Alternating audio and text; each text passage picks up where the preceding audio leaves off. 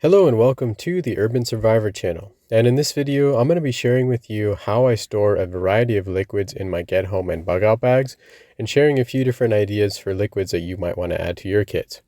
I recently picked up these 2-ounce 60 milliliter containers to store various liquids in my bug out and get home bag, and it's cheaper to fill these up from larger containers than buying small size travel items in most cases. These containers are transparent so you can easily see what's inside of them, and they have a small plastic cap. I have some honey stored in here, which is a good source of calories, and it can be used to make food more enjoyable if you pack some oats or something like that in your bag, or you plan on making some coffee or tea. Honey also has antimicrobial properties, so it could also be used for wound care. This is some sunflower oil, which is good for cooking, but it can also make cleanup easier as less stuff will stick to your pans. This also adds a bit of calories and fat, and it can also be used as a lubricant.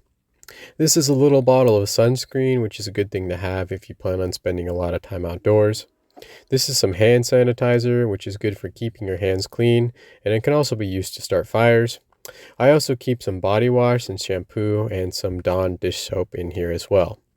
In addition to the items here, there's plenty of other things you can store in these bottles, including bleach, rubbing alcohol, hydrogen peroxide, camoseptine, lotion, mouthwash, detergent, and you can even use them to store dry items like salt and pepper, Gatorade powder, and more.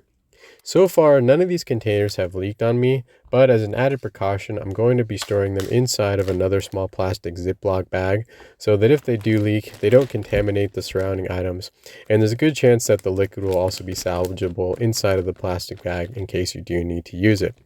You never know what might happen if you drop your bag or compress the items too tightly, so it's best to have an extra level of protection here that doesn't add much weight.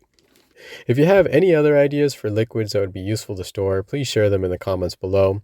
And if this video inspired you, please give it a thumbs up and make sure you're subscribed to the channel for more videos like this one.